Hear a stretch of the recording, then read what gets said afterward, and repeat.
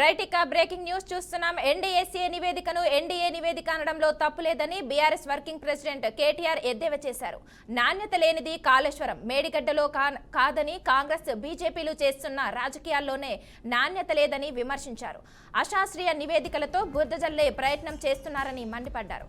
శాస్త్రీయ వివరాలు లేకుండానే ఆరోపణలు చేస్తున్నారని మండిపడ్డారు. ఎన్ని కుట్ర సిద్ధాంతాలు సృష్టించినా ఎప్పటికీ వాస్తవమే నిలుస్తుందని తెలిపారు. కాళేశ్వరం తెలంగాణకు జీవధార, కేసీఆర్ కు ఒక దార్శనికుడు అని కేటీఆర్ అన్నారు.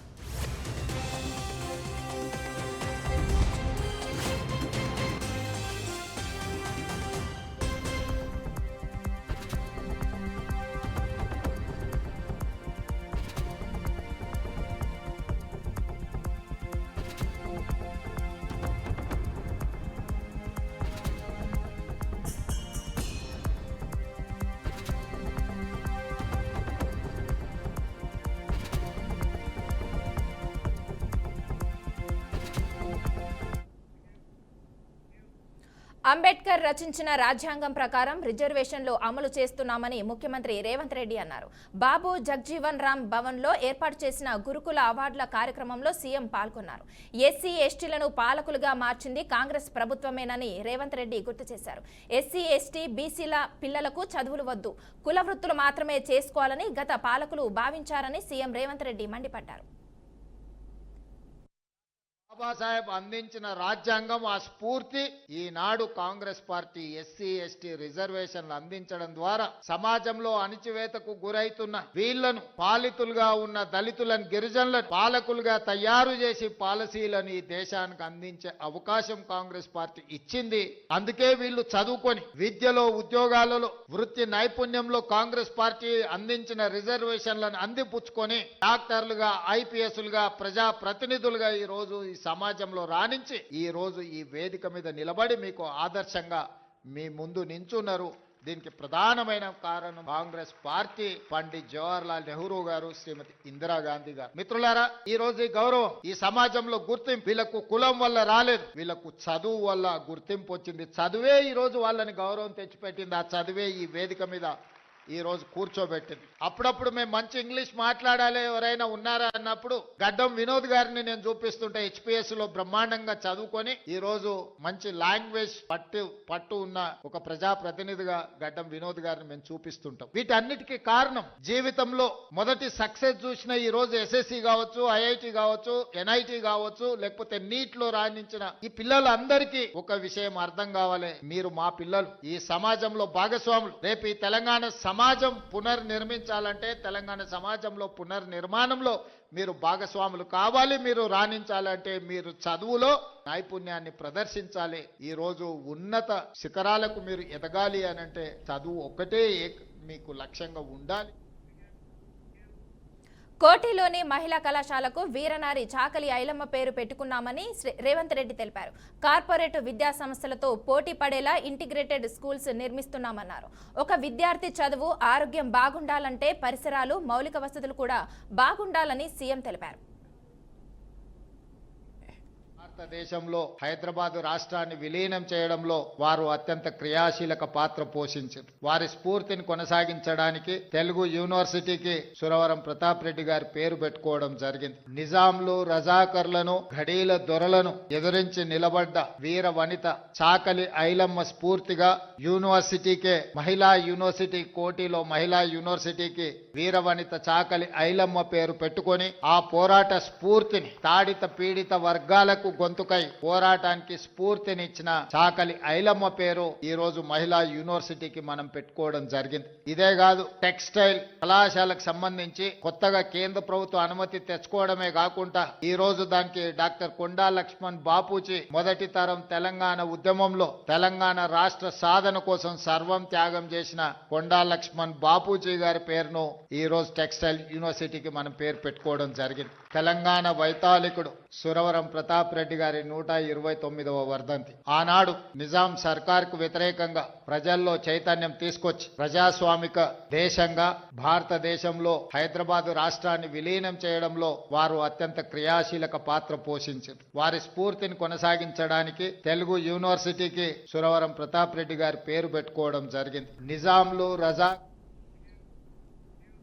ఎస్సీ సబ్ ప్లాన్ కింద భారీగా ఖర్చు చేశామని తెలంగాణ డిప్యూటీ సీఎం బట్టి విక్రమార్క చెప్పారు. సబ్ ప్లాన్ నిధులను గతంలో బీఆర్ఎస్ గాలికి వదిలేసిందని ఆరోపించారు. మాటలు చెప్పి ఓట్లు వేయించుకోవాలన్న ఆలోచన తమది కాదన్నారు. ఎస్సీ, ఎస్టీ, బీసీ, మైనార్టీలకు 104 స్కూళ్లు ఏర్పాటు చేయబోతున్నామన్నారు. రేవంత్ రెడ్డి మనసున్న ముఖ్యమంత్రి అని విద్యార్థుల గురించి ఆలోచించి 200% కాస్మెటిక్ ఛార్జీలు పెంచారని బట్టి తెలిపారు.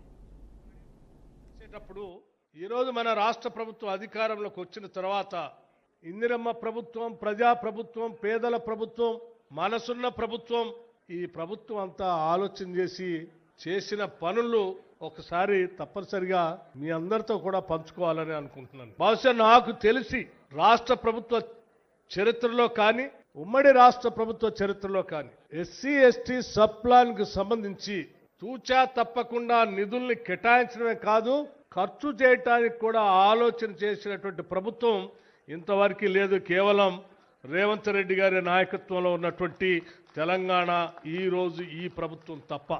ఈ కార్యక్రమాన్ని ఏర్పాటు చేసేటప్పుడు ఈరోజు మన రాష్ట్ర ప్రభుత్వం అధికారంలోకి వచ్చిన తర్వాత ఇందిరమ్మ ప్రభుత్వం, ప్రజా ప్రభుత్వం, పేదల ప్రభుత్వం, మనసున్న ప్రభుత్వం, ఈ ప్రభుత్వం అంతా ఆలోచన చేసి చేసిన పనులు ఒకసారి తప్పనిసరిగా మీ అందరితో కూడా పంచుకోవాలని అనుకుంటున్నాను. బహుశా నాకు తెలిసి రాష్ట్ర ప్రభుత్వ చరిత్రలో కానీ, ఉమ్మడి రాష్ట్ర ప్రభుత్వ చరిత్రలో కానీ ఎస్సీ, ఎస్టీ సబ్ ప్లాన్ కు సంబంధించి తూచా తప్పకుండా నిధుల్ని కేటాయించడమే కాదు, ఖర్చు చేయటానికి కూడా ఆలోచన చేసినటువంటి ప్రభుత్వం ఇంతవరకు లేదు. కేవలం రేవంత్ రెడ్డి గారి నాయకత్వంలో ఉన్నటువంటి తెలంగాణ ఈ ప్రభుత్వం తప్ప.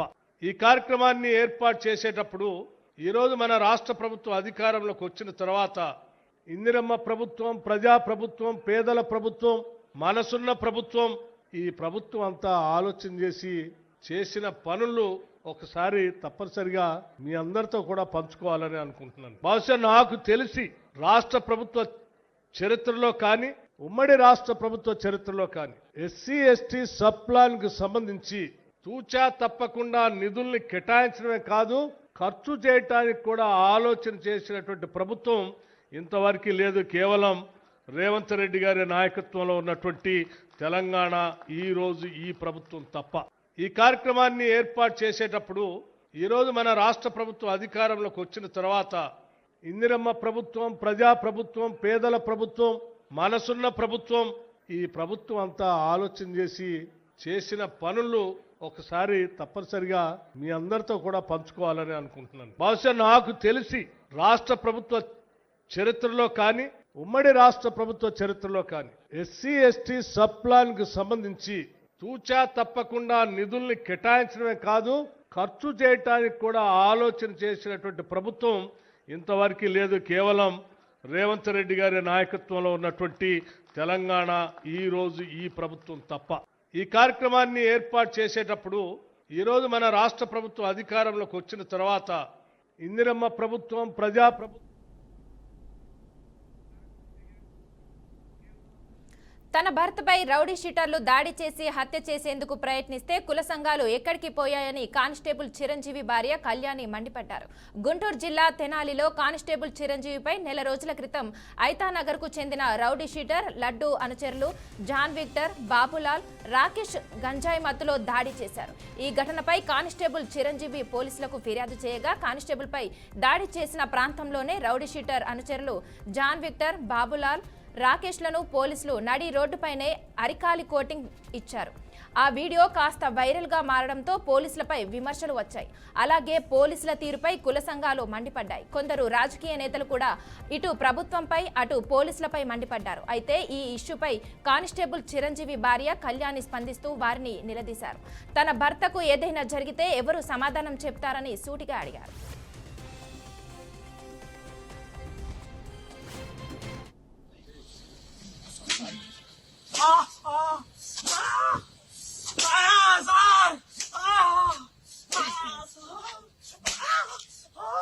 నా పేరు పుల్లగూర కళ్యాణి, మాది గురుపాలెం, మాలపల్లి.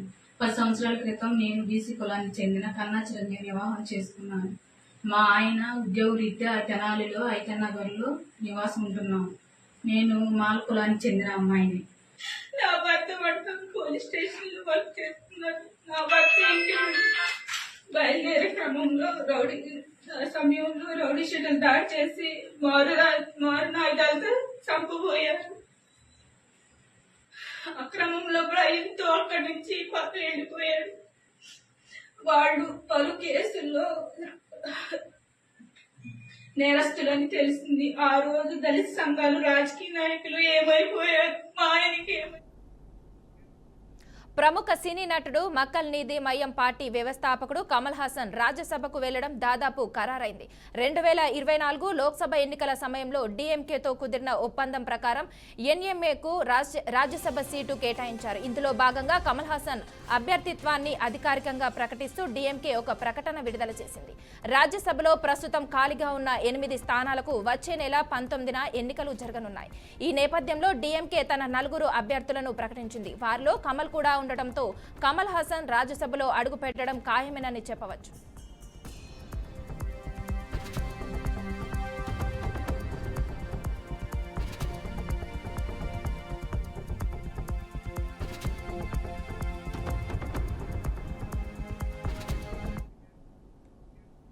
గత కొంతకాలంగా టీడీపీలో యువనేత నారా లోకేష్ కు మరింత కీలకమైన బాధ్యతలు అప్పగించాలనే చర్చ జోరుగా సాగుతుంది.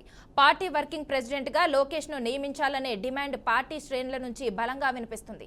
అయితే ప్రస్తుతం కడపలో జరుగుతున్న మహానాడు వేదికగా ఈ అంశాన్ని పార్టీ అధినేత చంద్రబాబు నాయుడు దృష్టికి ఎమ్మెల్యే దులిపాల తీసుకెళ్లారు. లోకేష్ కు వర్కింగ్ ప్రెసిడెంట్ పదవి ఇవ్వాలని కోరారు. ఈ విషయంపై గుంటూరు జిల్లా స్థాయిలో జరిగిన మినీ మహానాడులో తీర్మానం చేసినట్లు చంద్రబాబుతో ఎమ్మెల్యే తెలియజేశారు. మరింత క్రియాశీలకంగా పార్టీలో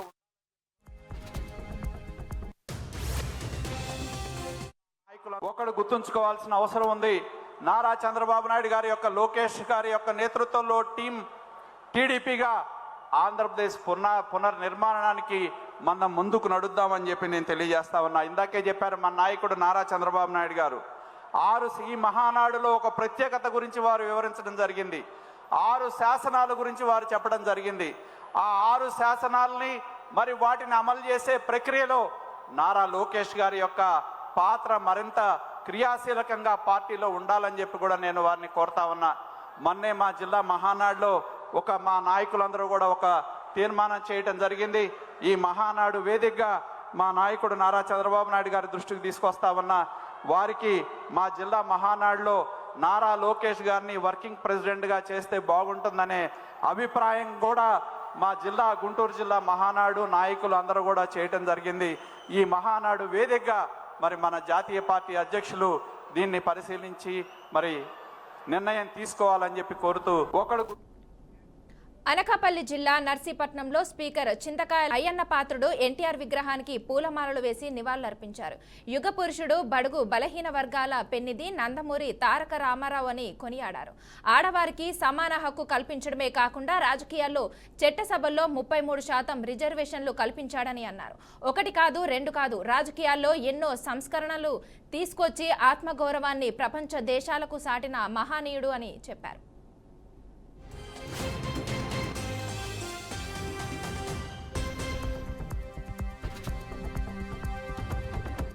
పెద్ద నాయకుల్ని సమాధి చేస్తుంది, రాజకీయ సమాధి, మామూలు అంటే ఈ సమాధి కాదు, రాజకీయ సమాధి.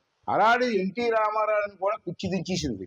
ఒక్క 15-20 రోజుల్లో పోరాడి ఆత్మగౌరవం, తెలుగు వాడి ఆత్మగౌరవం నినాదంతో మళ్ళీ ఆ కుర్చీలు ఇందిరాగాంధీ వెళ్ళి, బాబో నీకు నమస్కారం, కుర్చీలో కూర్చొని కుర్చీలు తీసుకున్నాను. అటువంటి ధీరుడు ఎవరు ఎన్టీ రామారావు. మళ్ళీ ఆవిడే స్వయంగా కరువు పెట్టి నీ కుర్చీలు తీసుకో, వదిలేయి, నన్ను వదిలేయండి. మళ్ళీ గవర్నర్ని మార్చేసి రామారాజు కుర్చీ శంకరదయ్య సార్ నుంచి, అది నందమూరి తారక రామారావు. అటువంటి వ్యక్తి పోరాడారు తెలుగువాడి ఆత్మగౌరవంతో. ప్రపంచం అంతా కూడా రామారావు సపోర్ట్ చేశారు ఆ రోజుల్లో. ప్రపంచం అంతా తెలుగువాడు ఎక్కడున్నా సరే రామారావు జిందాబాద్ మాట్లాడారు. తెలుగువాడి ఆత్మగౌరవం గురించి పోరాడే వ్యక్తి నందమూరి తారక రామారావు గారు. అటువంటి వ్యక్తికి కేంద్ర ప్రభుత్వం భారత రత్న బిరుదు ఇవ్వాలని చెప్పి చాలా మందికి ఇస్తున్నారు. ఈ మధ్య భారత రత్నలో పద్మశ్రీలు అన్ని ఇస్తున్నారు, చాలా మందికి ఇస్తున్నారు. ఎన్టీ రామారావు గారికి ప్రధానమంత్రి గారు, కేంద్ర ప్రభుత్వం కలిసి ఆలోచన చేసి వెంటనే మనిషి లేకపోయినా ఎన్టీ రామారావు గారికి భారత రత్న బిరుదు ఇచ్చి తీరాలని చెప్పి ఇవాళ నర్సీపట్నంలో ఎన్టీఆర్ స్టేడియంలో ఎన్టీఆర్ ఇవి ఇప్పటివరకున్న bulletin updates. Keep watching BRK news తెలుగుడి సత్తా.